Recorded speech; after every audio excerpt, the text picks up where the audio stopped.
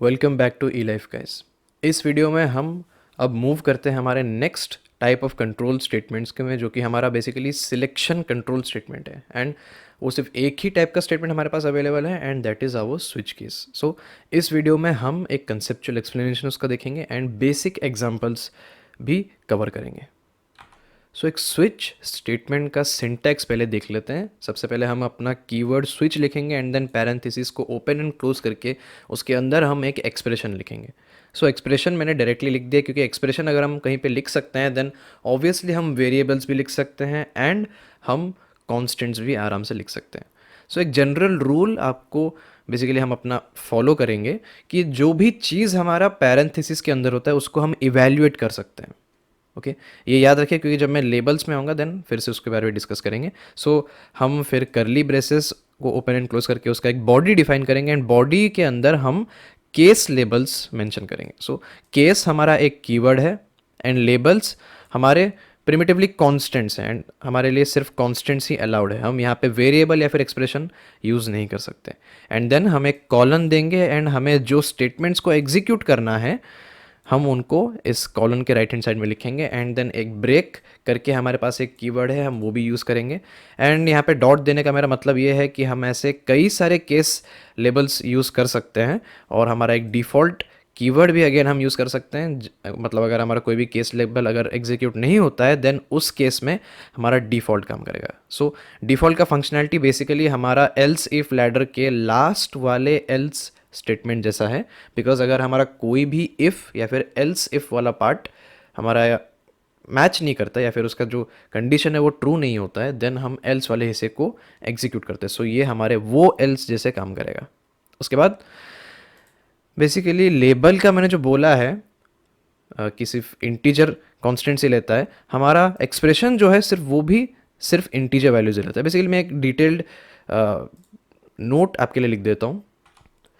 सो expression हमारा always एक integer type का ही कांस्टेंट होना चाहिए। इसका मतलब कि आप जो भी वेरिएबल उसमें पास करेंगे वो वेरिएबल भी अल्टीमेटली इवैल्यूएट होके एक इंटीजर वैल्यू ही हमें देना चाहिए। या फिर अगर हम एक एक्सप्रेशन कर रहे हैं, एक ऑपरेशन कर रहे हैं, देन उस ऑपरेशन का रिजल्ट भी हमारा एक इंटीजर ही आना चाहिए।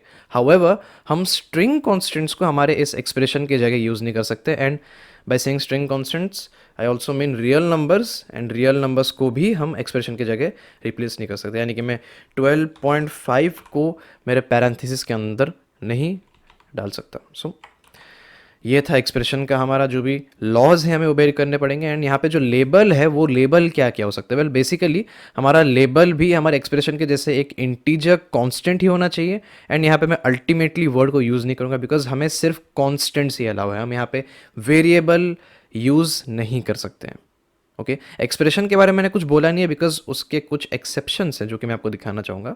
एंड वेल यहाँ पे हम स्ट्रिंग कॉन्स्टेंट्स एंड हमारे जो रियल नंबर्स हैं यानी कि डबल्स एंड फ्लोट्स उनको भी हम रिप्लेस नहीं कर सकते। एंड कीवर्ड्स मैंने यहाँ पे मेंशन कर लिया आपके लिए, switch, case, break and default. Basically 4 ही कीवर्ड्स हमारे यूज़ हो रहे हैं इस प्रोग्राम में। सो अब हम आगे बढ़ते हैं थोड़े छोटे छोटे एग्जांपल्स देखने के लिए। सो ताकि आपका जो बेस है हमारे स्विच केसेस में वो क्लियर हो जाए। सो इससे पहले मैं कुछ कहूँ, आपको ये बताना चाहूँगा कि हमारा स्विच जो है वो बिना केस लेबल्स एंड बिना डिफ़ॉल्ट कीवर्ड्स के भी एग्जिस्ट कर सकता है। हमारा प्रोग्राम परफेक्टली ओके रहेगा उस केस में भी। बट फिलहाल ऐसा जो कंडीशन मैंने पास किया, वेल जो एक्सप्रेशन मैंने यहाँ पे लिखा है वो हमारा एक इंटीजर में रिड्यूस नहीं हो रहा है। वेल रिड्यूस तो छोड़ दीजिए, एक हमारा रियल नंबर है and basically it's a double. यहाँ पे अगर मैं हाईलाइट करूँ तो आप देख सकते हैं यहाँ पे डबल उसका टाइप भी मेरे को मेंशन करके दे रहा है। सो यहाँ पे मुझे एक एरर दिखाएगा and error is basically going to say कि आपने जो एक्सप्रेशन दिया है वो एक इंटीजर नहीं है। सो एरर देखते हैं, हम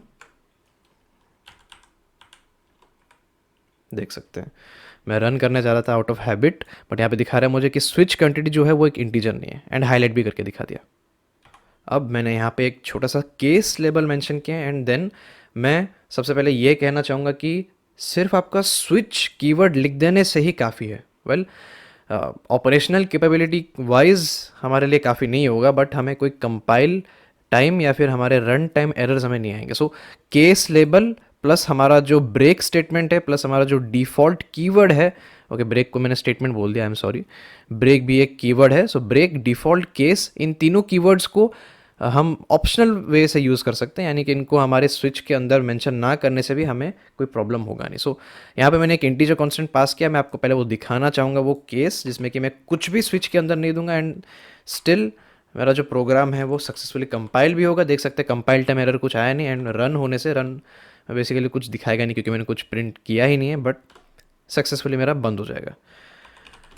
ओके, सो मैं अपने केस लेबल को वापस से लगाता हूँ। लेबल आप देख सकते हैं बेसिकली एक इंटीजर कांस्टेंट। सो ये काम कैसे करेगा हमारा? वेल, मैंने आपको वर्किंग तो समझाया नहीं था सिंटैक्स पे, क्योंकि मैं यहाँ पे समझाना चाहता था। अगर हम जो भी एक्सप्रेशन यहाँ पे पास करते हैं वो किसी भी एक केस, क्योंकि यहाँ पे मैंने डॉट्स मेंशन किए थे, यानी कि हमारे मल्टीपल केस लेबल्स हम मेंशन कर सकते थे, मैंने यहाँ पे फिलहाल एक ही दिया है। सो अगर ये जो मेरा एक्सप्रेशन है ये इस लेबल के साथ मैच कर जाता है, देन सेमीकोलन के बाद जो भी कोड मैंने लिखा है, जो भी स्टेटमेंट्स मैंने लिखे हैं, be that printf, be that assignment, be that any operation, वो सारे ऑपरेशंस मेरे एग्जीक्यूट होंगे। एंड क्योंकि यहाँ पे एक सिंपल प्रिंटफ है तो मेरा हाई प्रिंट हो जाएगा। सो इसको मैं एग्जीक्यूट करता हूँ। वेल, पहले सेव कर लेते हैं, एक सेकेंड, मेरा कमांड मैंने गलत डाला एंड हाई मेरा प्रिंट हो रहा है। सो फैंटास्टिक। अब लेट्स से मैं केस लेबल में एक डबल क्वांटिटी बोलने जा रहा था, एक डबल टाइप का कांस्टेंट स्टोर करते हैं। सो बेसिकली क्या होगा यहाँ पे? वेल, मैच तो होगा नहीं, वो एक बात है, बट हम एक लॉ को डिसोबे कर रहे हैं। कहाँ पे है वो लॉ? वेल, बेसिकली यहाँ पे मैंने मेंशन किया था कि लेबल्स हमारे सिर्फ इंटीजर कांस्टेंट्स ही हो सकते हैं, हम किसी भी दूसरे टाइप के वेरिएबल, रियल नंबर या फिर स्ट्रिंग कांस्टेंट को वहाँ पे रिप्लेस नहीं कर सकते। सो हमें यहाँ पे कंपाइलर वार्न करेगा, एंड बेसिकली वार्न तो है नहीं, वो एरर के हिसाब से आएगा एंड बोलेगा कि जो आपने लेबल पास किया है केस के साइड में, वो आपका एक इंटीजर कांस्टेंट नहीं है दिखाएगा, या फिर does not reduce to it. मेरा मेमोरी इतना शार्प है नहीं तो मुझे याद नहीं है। एंड यहाँ पे बेसिकली दो चीज़ें मैंने कर दी है एंड मैं दोनों आपको एक्सप्लेन कर दूंगा। सबसे पहले हमारा कंपाइलर एरर आता है जिसकी वजह से मुझे दिखाता है कि केस लेबल हमारा रिड्यूस नहीं होता है to an integer constant, and यहाँ पे मुझे मेंशन कर दिया कि कौन सा केस लेबल है। वेल, यहाँ पे सिर्फ एक था इसलिए वही मुझे दिखा रहा है and it was obvious. And यहाँ पे आप सोच रहे हैं कि मैं हाई प्रिंट कैसे कर पा रहा हूँ? वेल, ये जो मैंने a.exe को एग्जीक्यूट किया है, ये प्रीवियसली कंपाइल्ड फाइल का हमारा जो भी मैंने प्रिंटफ में लिखा था वो वाला फाइल है। सो ये वाला फाइल मेरा कंपाइल नहीं हुआ है, इसलिए इसके लिए मेरा a.exe क्रिएट नहीं हुआ था। एंड ये प्रूफ करने के लिए मैं यहाँ पे सिंपली एक हेलो लिख दूंगा ताकि आप पूरी तरह से क्लियर हो जाए। मैं लेट से क्लियर स्क्रीन कर देता हूँ। सो अगेन मुझे कंपाइलर एरर दिखाएगा क्योंकि मैंने केस लेबल को सेट ठीक किया नहीं अभी तक, बट अगर मैं रन करूँगा देख सकते हैं मेरा हाई प्रिंट हो रहा है। So it is basically the previously perfectly compiled file. Perfectly compile इसलिए बोला क्योंकि बिना कंपाइलर एरर्स के वो फाइल हमारा कंपाइल हुआ था। सो क्लियर करता हूँ एंड दूसरा एग्जांपल देखते हैं जल्दी से। अगर आप टाइप कास्टिंग वीडियो को याद करेंगे देन मैं बेसिकली इस कांस्टेंट को इंटीजर वे में रिप्रेजेंट कर सकता हूँ, यानी कि मैं सिर्फ उसका इंटीजर पार्ट ही कंसिडर करूँगा। अगर आपको टाइप कास्टिंग याद नहीं है देन बेसिकली अगर मैं एक डिफरेंट टाइप ऑफ डेटा, यानी कि डिफरेंट डेटा टाइप का जो कीवर्ड है वो ब्रैकेट्स के सामने मेंशन करूंगा किसी भी कांस्टेंट या फिर किसी भी वेरिएबल के लेफ्ट हैंड साइड में, देन वो क्या करता है? वेल, अगर ये एक डबल या फिर एक रियल नंबर है तो फिर इंट लिखने से हम बस उसका इंटीग्रल पार्ट ही लेंगे। सो एक रियल नंबर के बेसिकली दो पार्ट्स होते हैं, एक है हमारा इंटीग्रल पार्ट एंड दूसरा जो है वो है fractional part. So integral part हम यहाँ पे कंसिडर कर रहे हैं। सो हमारा केस लेवल परफेक्टली काम करना चाहिए। अभी इस केस में मैं हमारे फाइल को कंपाइल करता हूँ एंड देन रन करता हूँ। सो परफेक्ट हेलो हमारा प्रिंट हो रहा है। अगर मैं यहाँ पे एक इंटीजर यूज़ करता एंड यहाँ पे डबल यूज़ करता देन यहाँ पे एक इश्यू हो जाता। डबल यूज़ करता एंड मैं यहाँ पे इंटीजर यूज़ करता तो होता क्या? वेल, ये एक इंटीजर है लेकिन डबल टाइप कास्ट एक्सप्लिसिटली करने के वजह से मैं 3.00 बेसिकली यहाँ पे दिखा रहा हूँ। सो एक एक्स्ट्रा पेयर ऑफ जीरोज मेरे आ जाते हैं। एक्चुअली मैंने प्रोग्राम को सेव नहीं किया है, कर लेते हैं एंड कंपाइल करूँगा देन आप देख सकते हैं कि एरर दिखा रहा है मुझे एंड वही case level does not reduce to an integer constant, क्योंकि मैंने यहाँ पे एक्सप्लिसिटली 3 को टाइप कास्ट कर दिया है। अगर आप चाहे तो स्विच के एक्सप्रेशन के जगह आप एक वेरिएबल भी लिख सकते हैं क्योंकि अल्टीमेटली वो भी हमारा ये एक्सप्रेशन है। सो होगा क्या कि ए का जो भी वैल्यू करंट वैल्यू है वो आके यहाँ पे रिप्लेस हो जाएगा। सो अगेन जनरल रूल जो हमारा था कि हम पैरेंथेसिस के अंदर, किसी भी पैरेंथेसिस के अंदर, इफ़ का पैरेंथेसिस हो या फिर प्रिंटफ का पैरेंथेसिस हो या फिर अ, हमारा साइज ऑफ ऑपरेटर का पैरेंथेसिस हो या फिर यहाँ पे स्विच का पैरेंथेसिस हो, हम इवैल्यूएशन कर पाते हैं। एंड लेबल क्योंकि हमारा एक पैरेंथेसिस के अंदर नहीं एग्जिस्ट करता है, सो हम उसको इवैल्यूएट नहीं कर पाते। सो एक जनरल रूल हम अपना फॉर्म कर सकते हैं कि जो भी चीज़ हमारा पैरेंथेसिस के अंदर आता है हम उसको इवैल्यूएट कर सकते हैं। सो यहाँ पे आप देख सकते हैं मैंने केस लेबल में भी वेरिएबल लिख दिया है, एंड अगर मैं इसको सिंगल कोट्स में लिख दिया then it would be have, मतलब फाइन, बिकॉज कैरेक्टर कॉन्स्टेंट्स हमारे लिए अवेलेबल है, मैं लेबल के हिसाब से उसको लिख सकता हूँ। आप देख सकते हैं इंटीजर टाइप कॉन्स्टेंट्स में मैंने क्या लिखा था, कैरेक्टर्स भी हमारे इंटीजर अवेल। कैसे, अगर आप पूछेंगे देन आपको आस्की टेबल याद करना पड़ेगा जिसमें कि क्लियरली मेंशन किया गया है कि हर कैरेक्टर का एक इंटीजर पार्ट एग्जिस्ट करता है। एंड इंटीजर तो हम ले सकते हैं। इनम्स बेसिकली हमारे यूज़र डिफाइंड टाइप के वेरिएबल्स, वेरिएबल्स तो नहीं, डेटा टाइप्स होंगे जो कि हम बाद में फ्यूचर वीडियोज़ में डिस्कस करेंगे। सो मैं यहाँ पे सिंगल कोट्स प्रोवाइड नहीं करूँगा। सो मैं वेरिएबल की बात कर रहा हूँ एंड देन मुझे same type of error again मिलेगा जिसमें कि मेरा बोलेगा कि case label is not reducing to a integer constant. So that's it. अब जब मैंने केस लेबल को फिक्स कर दिया एंड मैंने सिर्फ एक इंटीजर कांस्टेंट यहाँ पे पास किया है, होगा क्या कि हमारा पहला एक्सप्रेशन इवैल्यूएट होगा एंड उसका जो भी वैल्यू था वहाँ पे आ जाएगा 3, एंड हम 3 चेक करें कि हमारे कौन से केस के लेबल के साथ मैच कर रहा है। एंड एक ही केस है और उसका भी लेबल हमारा मैच कर रहा है इसके साथ। सो परफेक्ट, हम इस कोड को एग्जीक्यूट करेंगे और हमारा हाई प्रिंट हो जाना चाहिए। सो हाई मेरा यहाँ पे प्रिंट होना चाहिए एंड हो रहा है। अब इस एग्जाम्पल में मैंने बेसिकली और 2 एक्स्ट्रा केस लेबल्स प्रोवाइड कर दिए हैं एंड उनके लेबल्स भी मैंने डिफरेंट मेंशन किए हैं। सो हमारा जो यहाँ पे एक्सप्रेशन आएगा, अगेन 3 यहाँ पे रिप्लेस हो रहा है। ओके 3 थोड़ा ऑकवर्ड दिख रहा है, 3 यहाँ पे आके रिप्लेस हुआ है एंड मैं चेक करूँगा कि कौन सा लेबल मेरा मैच कर रहा है। एंड फॉर्चुनेटली मेरा जो पहला केस था उसी का लेबल मेरा मैच कर जा रहा है। सो मैं प्रिंट कर दूंगा मेरा ए। बट बेसिकली फंक्शनैलिटी जो है यहाँ पे ख़त्म नहीं हो रही है। हम क्या करेंगे अभी, क्योंकि मैंने यहाँ पे मेरे केस के बाद वाले स्टेटमेंट को प्रिंट करने के बाद ऐसा कुछ बोला नहीं है कि हमें एग्जिट करना है। अभी मेरे बाकी के जितने स्टेटमेंट्स है, इवन दो उनके लेबल्स मैच नहीं कर रहे हैं एक्सप्रेशन के साथ, वो भी एग्जीक्यूट हो जाएंगे। सो मेरा बी एंड सी भी एग्जीक्यूट हो जाएंगे क्योंकि मैंने न्यू लाइन प्रोवाइड नहीं किया था। That's why they are going to be print in the same line. So इसको देख लेते हैं।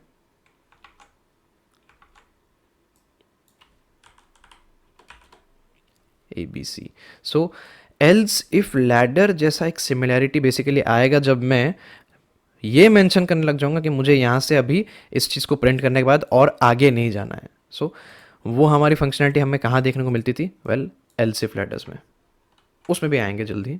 बट लेट्स से मैं यहाँ पे ए के जगह लिख देता 1। सो अब क्या होता है, वेल हमारा अगेन चेक किया जाता है कि कौन सा लेबल हमारा एक्सप्रेशन के साथ इक्वल है। वेल पहला लेबल हमारा इक्वल नहीं था, सेकेंड लेवल हमारा इक्वल हो रहा है एंड यहाँ पे मैं प्रिंट करूँगा मेरा बी।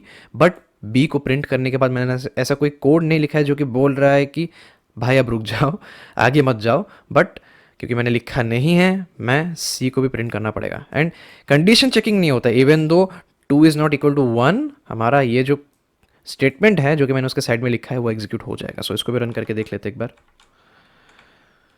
बी सी मेरा प्रिंट होना चाहिए। ए बी सी शायद से मैंने सेव नहीं किया है, एंड यस, प्रोग्राम को सेव करना मत भूलिएगा इस, वरना उसके वजह से भी कभी कभी आपको फ्रस्ट्रेशन हो सकता है। सो बी सी। अब ये केस भी एक बार देख लेते हैं।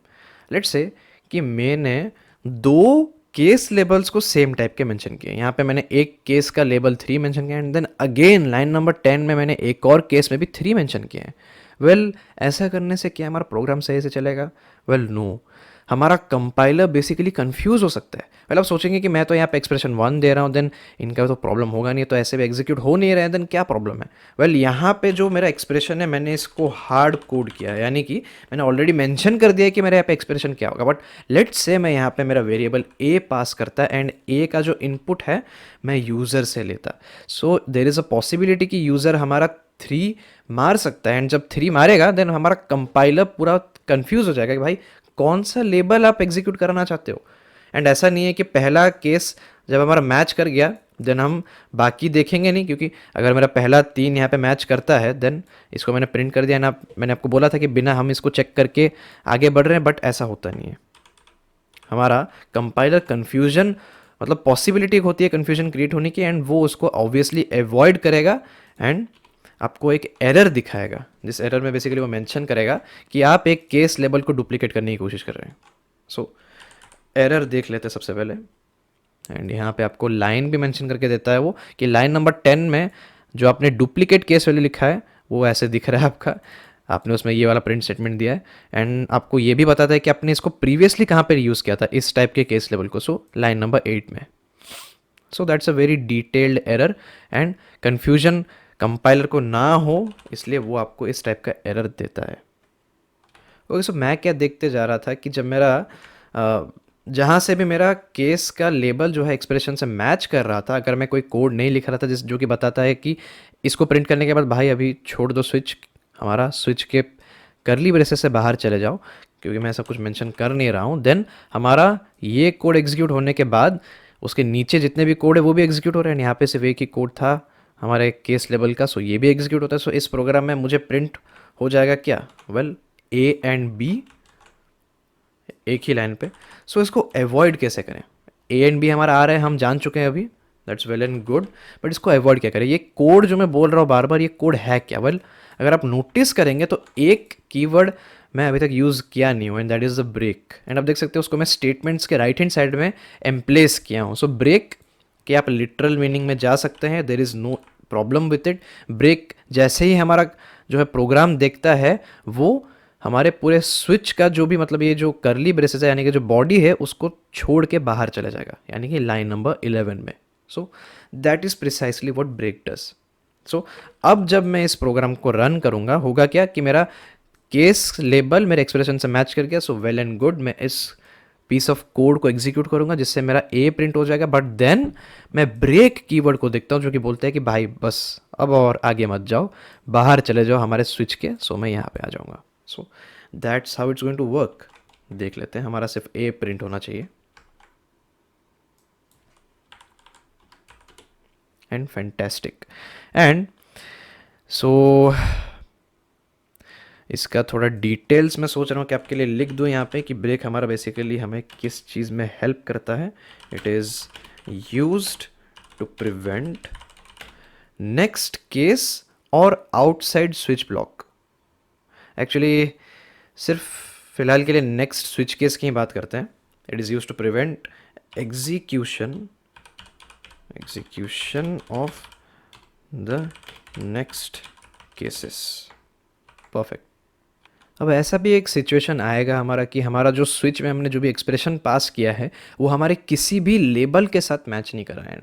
इस केस में बेसिकली मैंने मैं केस नहीं बोलूँगा, इस सिचुएशन में बोलूँगा क्योंकि यहाँ पे भी हम केसेस से डील कर रहे हैं। सो इस सिचुएशन में मैंने सिर्फ एक ही केस हमारा प्रेजेंट किया है, आप देख सकते हैं कि उसका जो लेबल है वो हमारे एक्सप्रेशन के साथ मैच नहीं कर रहा है, but there is not going to be any issue with this program. हमारा कोई कंपाइल टाइम एरर भी नहीं होगा एंड हमारा कोई रन टाइम एरर भी नहीं होगा। It's going to be working perfectly fine.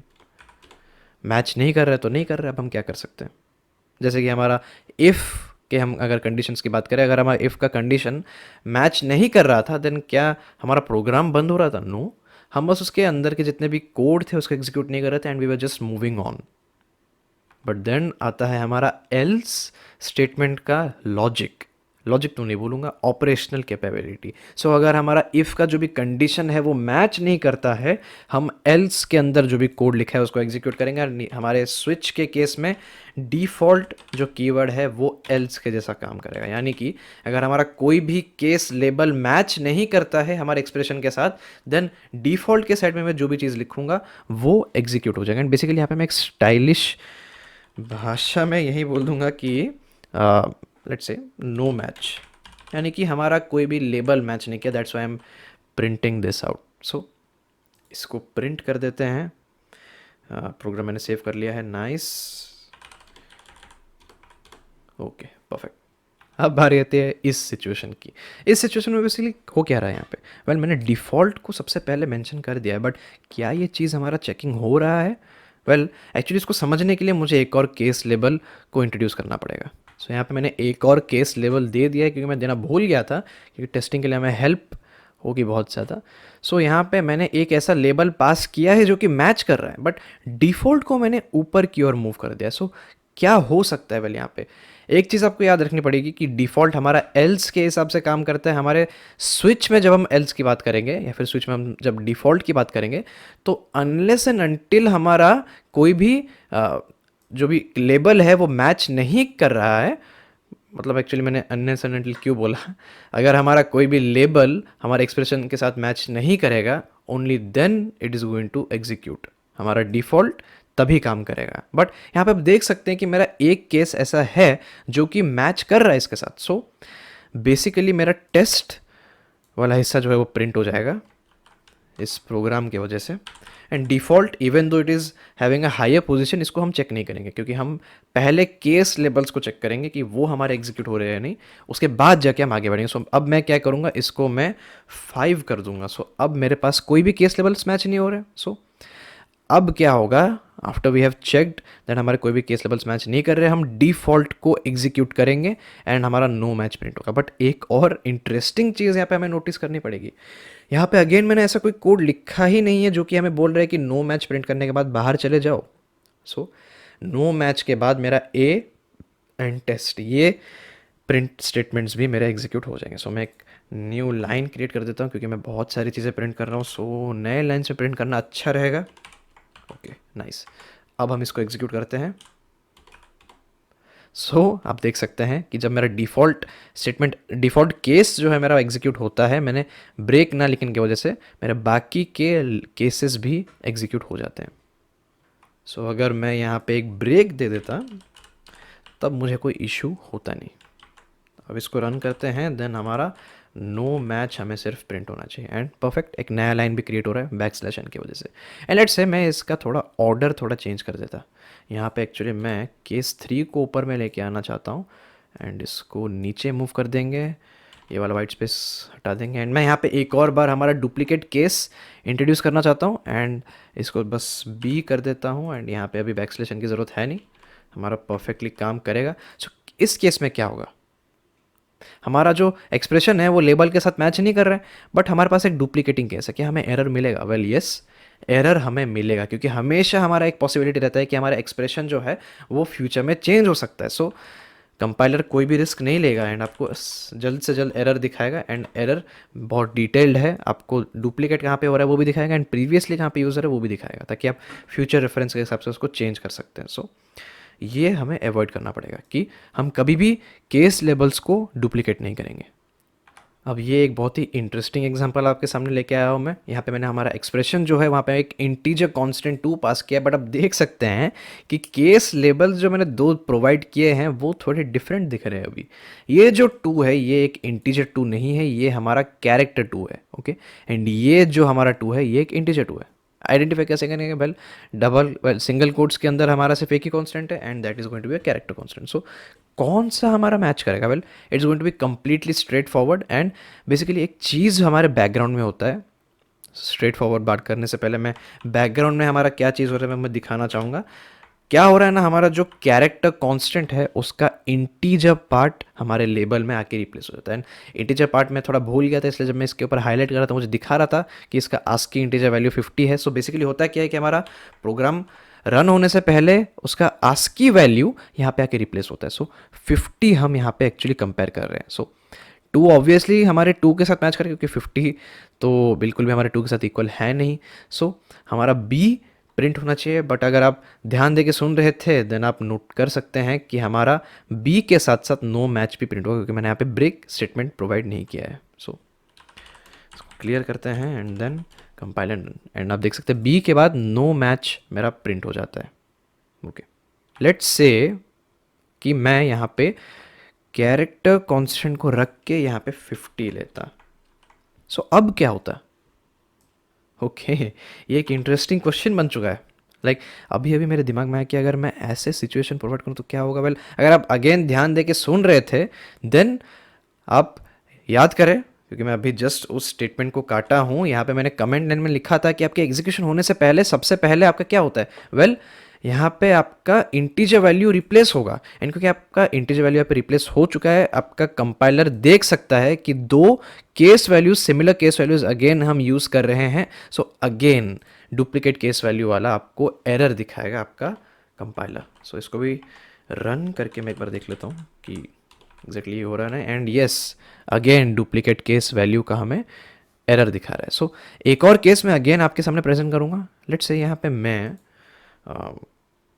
Let's say character constant 2 पास करता हूँ। सो अब क्या होता है यहाँ पे, क्या हमारा कैरेक्टर प्रायोरिटी वाइज चले जाता एंड हमें इसका इंटीजर पार्ट कंसिडर करने की ज़रूरत नहीं पड़ती?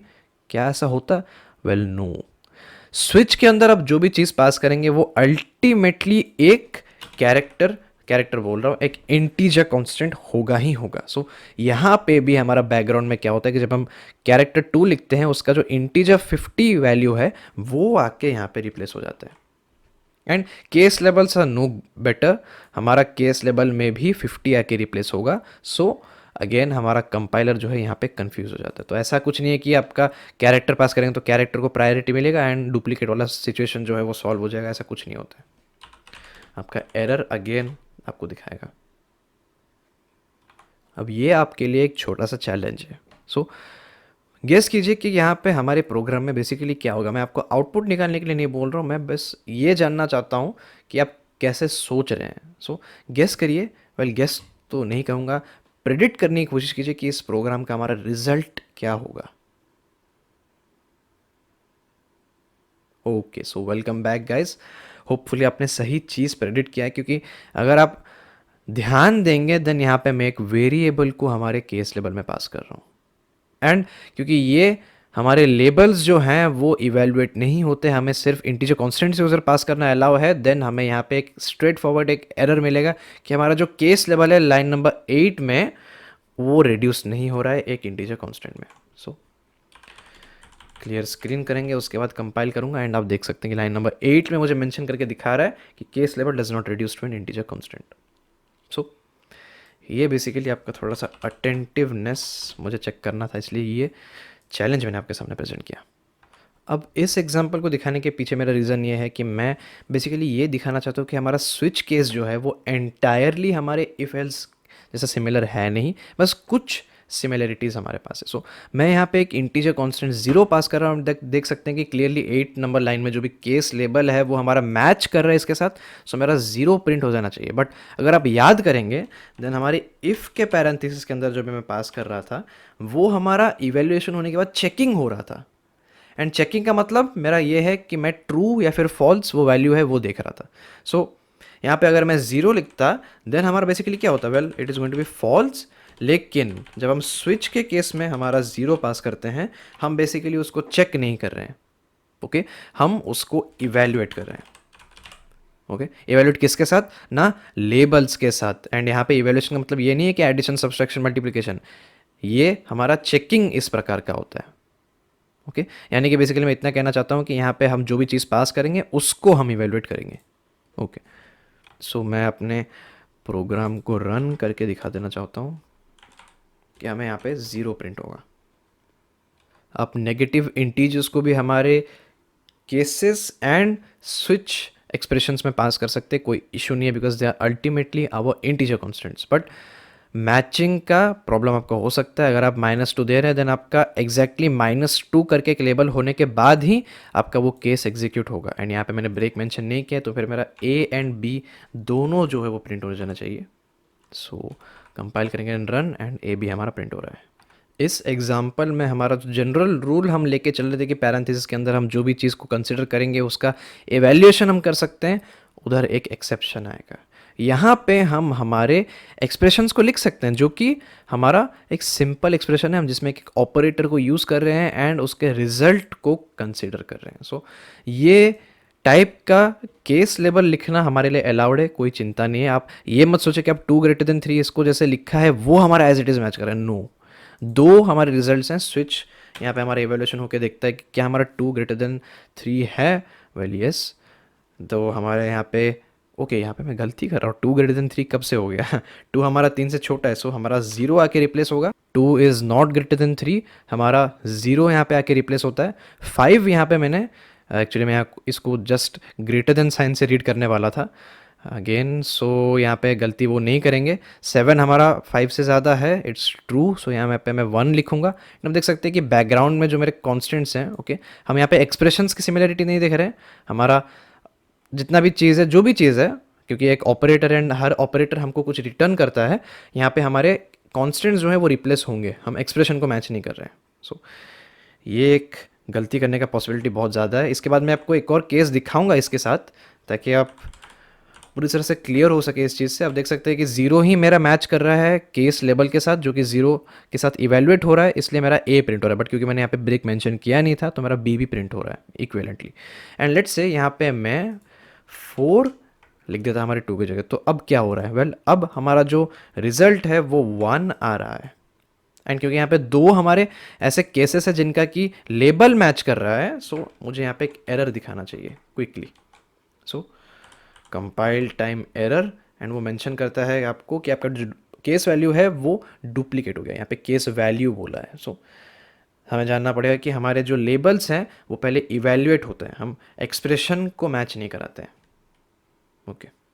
ओके, जब अब मैंने ऑपरेटर्स को यूज़ करना शुरू कर ही दिया है तो फिर मैं हमारे अरिथमेटिक ऑपरेटर्स को भी एब्सोल्युटली यहाँ पे यूज़ कर सकता हूँ। बस एक डिफरेंस हमारा ये होगा कि यहाँ पे हमारा जो इवैल्यूएशन होगा उसके बाद हमारा रिजल्ट आएगा 3 2 6 + 2 8। सो 8 हमारा कहाँ पे हमें मिल रहा है? यहाँ पे हमारा जो केस लेवल है वो इवैल्यूएट होके हमें 9 दे रहा है। So that's not going to match. यहाँ पे क्या हो रहा है? 4 2 8। ओके, यहाँ पे हमारा 8 आ रहा है। सो ये वाला हमारा लेवल मैच कर सकता है परफेक्टली हमारे एक्सप्रेशन के साथ। सो जब मैं हमारा कोड को एग्जीक्यूट करूँगा तो मैं देख सकता हूँ हमारा सिर्फ बी प्रिंट होगा। ओके, इस केस में हमारा जो स्विच में एक्सप्रेशन हमको दिया गया है वो 3.5, यानी कि वो एक इंटीजर कॉन्स्टेंट में रिड्यूस नहीं हो रहा है। एंड ये एरर बेसिकली मैं आपको पहले भी दिखा चुका हूँ, इसलिए अभी दिखाऊंगा नहीं। बट मैं टाइप कास्टिंग यहाँ पे यूज़ करके उसको सॉर्ट आउट कर सकता हूँ। मैंने टाइप कास्टिंग हमारे केस लेबल में यूज़ किया था, मैंने बस उसको एक्सप्रेशन में यूज़ नहीं किया था। सो एक्सप्रेशंस में भी हम उसको यूज़ कर सकते हैं। अगर मैं यहाँ पे इंट करके उसको एक्सप्लिसिटली टाइप कास्ट कर दूँ, देन मैं उसका सिर्फ इंटीजर वाला हिस्सा कंसिडर कर रहा हूँ, तो मेरा ये 3 जाके अभी इस 3 से मैच हो जाएगा एंड बिना एरर के मुझे मेरा जो कोड है वो रन करेगा। Perfect. Now just like hour if and else statements, हम अगर कर्ली ब्रेसेस मेंशन नहीं करेंगे बट हम स्विच के बाद सिर्फ एक ही केस लेबल को दे रहे हैं, देन हमारा कंपाइलर क्या करेगा ना, इस पूरे चीज़ को कर्ली ब्रेसेस दे देगा। सो एक स्विच का बॉडी बेसिकली हमारा क्रिएट हो जाता है। सो ये मैं मैनुअली अभी दूंगा नहीं, मैं कंपाइलर के हाथ में दे दूंगा। सो मेरा ए जो है वो अभी बिना किसी इश्यू के प्रिंट हो जाएगा। बट देन मैं आपको दिखाऊंगा कि अगर हम एक और स्टेटमेंट इंट्रोड्यूस करेंगे देन क्या होता है। देन बेसिकली हमें उस चीज़ के लिए एक कर्ली ब्रेसेस का सेट मिलता नहीं है, यानी कि वो हमारे वो स्विच के बॉडी में इंक्लूड होता नहीं है। मैं यहाँ पे बस लेबल का वैल्यू चेंज करता हूँ, लेट से 4 कर देता हूँ, उसके बाद इसको बी कर देता हूँ। सो केस ये वाला जो लाइन है ये मेरा स्विच के बॉडी के अंदर इंक्लूड नहीं होगा। And it is very important to note कि हमारा केसेस जो हैं वो स्विच के बॉडी के अंदर ही एग्जिस्ट कर सकते हैं। तो मुझे यहाँ पे एक एरर मिलेगा जिसमें कि बोला जाएगा कि ये जो केस लेवल है लाइन नंबर 7 में वो आपके स्विच के बॉडी के अंदर है नहीं। सो एरर देख लेते हैं कैसे दिखा रहे हैं हमें। And yes, error line number 7 में हमारा वो केस मैंने किया है ऐसा, case label is not with in a switch statement. So cases जो हैं हमारे स्विच स्टेटमेंट के होने बाध्य हैं। सिर्फ केसेस ही नहीं बल्कि एक और इंटरेस्टिंग चीज़ नोट करने वाली बात यह है कि आप ओपन में ब्रेक भी नहीं लिख सकते हैं। अगर मैं इस कोड को रन करूंगा देन मुझे अगेन एरर मिलेगा। And error is very interesting actually. ये बोलेगा कि आप ब्रेक को स्विच के अंदर आपको यूज़ करना पड़ेगा एंड उसके साथ साथ एक और कंट्रोल स्टेटमेंट भी मेंशन करेगा जो कि हम फ्यूचर में पढ़ेंगे। सो इसको मैं कंपाइल करूंगा एंड ये क्या बोल रहा है हमें, break statement is not within loop और स्विच। तो स्विच की हम बात कर रहे हैं अभी, लूप एक कंट्रोल स्टेटमेंट है जो कि हमारा लूपिंग में हमें हेल्प करता है। सो वेल इसको अगर हम साइड में रखें तो आप देख सकते हैं कि ब्रेक को मैं ऐसे खुले में बाहर कहीं पे यूज़ कर नहीं सकता, उसे एक मिनिमम एक स्विच कंट्रोल स्टेटमेंट के अंदर होना पड़ेगा। ओके, सो गाइस मैंने सारे फंडामेंटल लेवल के एग्जांपल्स आपको दिखा दिए हैं। एंड इस वीडियो को मुझे अभी कंक्लूड करना पड़ेगा क्योंकि बहुत ही ज़्यादा लंबा होते जा रहा है ये वीडियो। एंड मैं बेसिकली आपको नेक्स्ट वीडियो में यानी कि इसके पार्ट 2 वाले वीडियो में और भी एग्जाम्पल्स दूंगा, but those examples are going to be a bit more complicated बोलना सही रहेगा बिकॉज हम नेस्टेड स्विचेस के बारे में भी उसके अंदर बात कर देंगे। So I will be seeing you guys in the next lecture.